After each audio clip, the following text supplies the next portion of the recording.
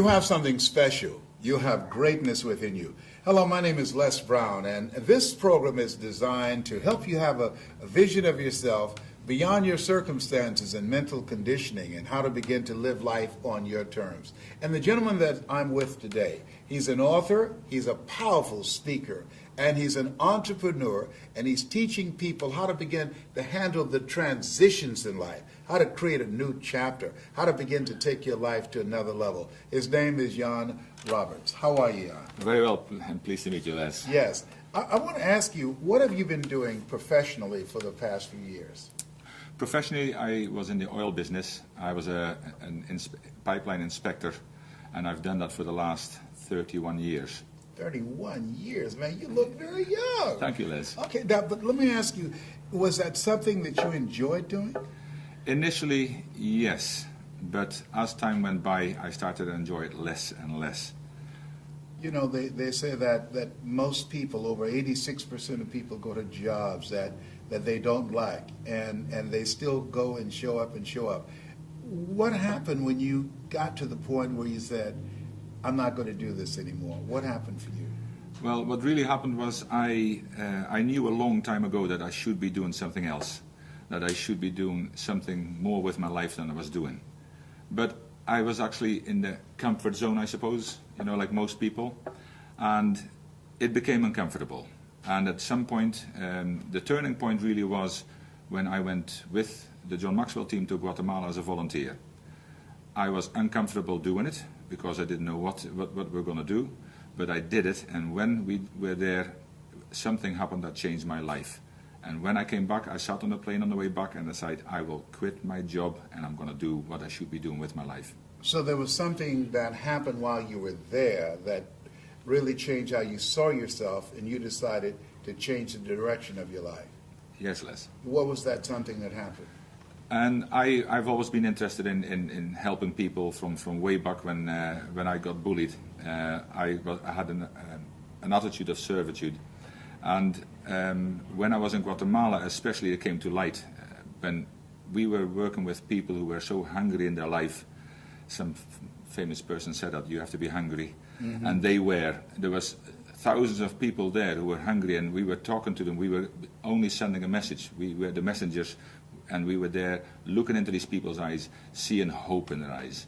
And when I saw hope in their eyes, I thought, this is what I've got to do for the rest of my life. To help those who could not help themselves. Indeed. But you mentioned that you were bullied.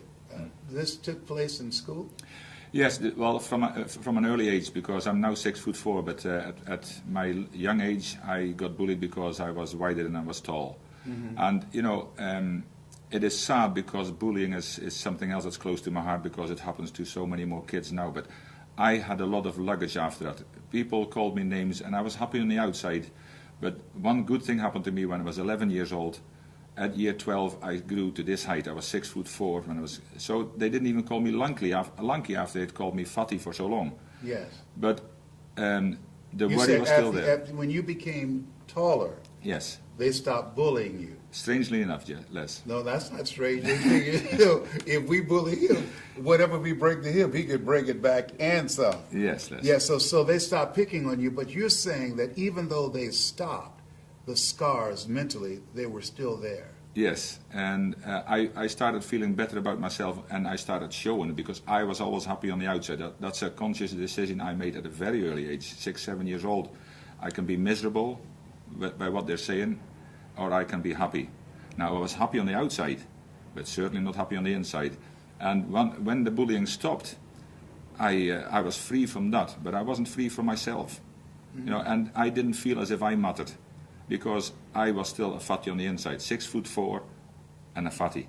And a fatty on the inside. Yes. Even though you had lost the weight, but still in your mind. You know, a gentleman by the name of Maxwell Maltz, he wrote a book called Psycho-Cybernetics that talks about that. He was a plastic surgeon, and even though he had changed people's facial expressions and how they look, but mentally they were still unattracted to themselves. So if you were talking to someone about how to begin to overcome the scars of the past. I remember seeing a movie with Tom Cruise, and in that movie they had a line that said, we might be through with our past, but our past is not through with us.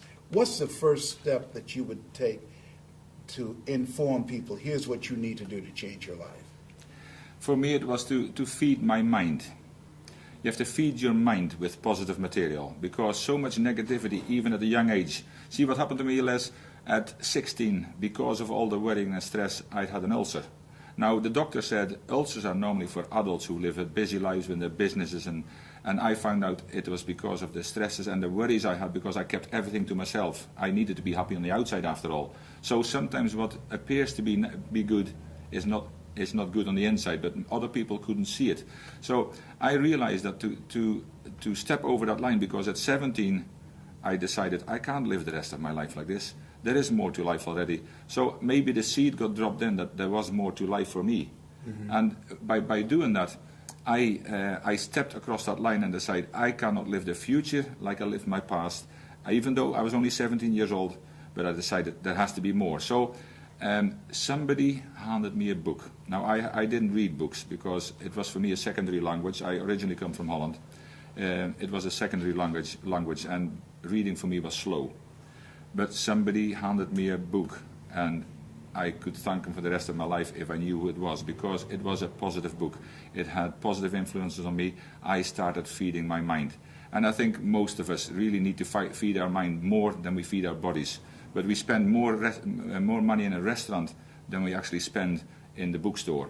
Yes, and we need to begin to be more determined and dedicated and focused and deliberate in putting positive stuff in our minds. What else do you think that people should do in addition to feeding their minds so that they can change the direction of their lives? They should take action, because you can feed your mind as much as you like, but unless you're ever going to take action on the stuff you read, people can. I read many books, and before I even took action, it started to change me, but I wasn't taking a positive action. I was still actually involved somewhere that luggage was still there, and that is because although I fed the negative in, the positive in, there was still a lot of negative in my body. So I felt I needed to do a spring cleaning.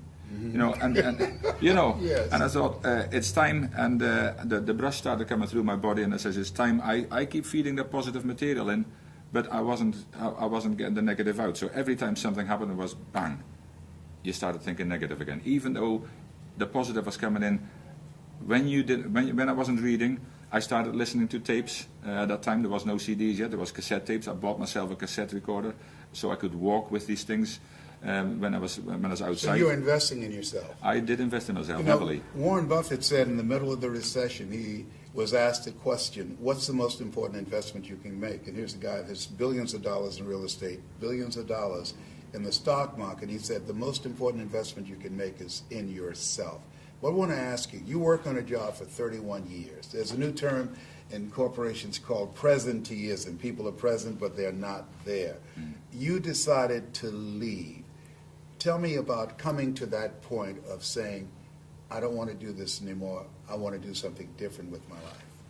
That's a great question, Les. Yes, it came to me quite easily, actually, because I stopped smoking as well about 6 years ago now. And people say things, it's hard, I can't stop. You're right, you can't stop if you say that. But for me, I was working towards it, and I made that decision. I made a decision in my mind first. And once I made a decision, the action was easy. But unless I did make that decision, and for my work as well, 31 years, it was comfortable. I was moving up. They made me a manager, which I didn't want, because I work with people, not with paperwork. So I stepped down again. That was my first step in the right direction. And then I decided that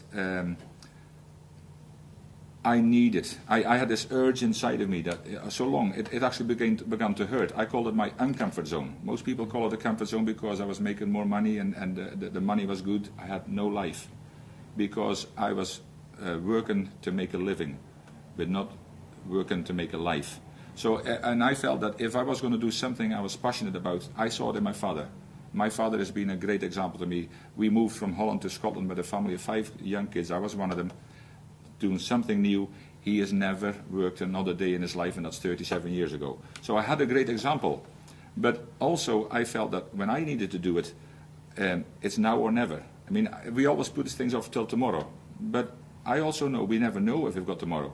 So I needed to do it because I had so much passion inside me, and I see people hurting. I thought, we need to help these people. You know, there is more. You need to have hope too. I have hope because I sorted it myself eventually. But some people, they're stuck in a place that they say, well, I don't know. But people matter. No, you matter. I tell them that. You know, do you realize this? You are a person the same as me. You can also do whatever you want once you decide to do it. And if you need help, we're there. It's a good point that people matter. Deciding to live a life that you can feel good about, that will allow you to live, is major, and that's what you've done. And now you're speaking to young people. You have a passion for helping young people to overcome bullying because you were bullied. Yes. And as an entrepreneur, you are working with people to teach them how to bring the best out of their team and how to help people work together. His name is Jan Robberts, and he believes that we all matter, that your life matters, that life is God's gift to you, and how you live your life is your gift to God. You have something special. You have greatness within you. My name is Les Brown. I'm Mrs. Mamie Brown's baby boy. That's my story, and I'm sticking to it.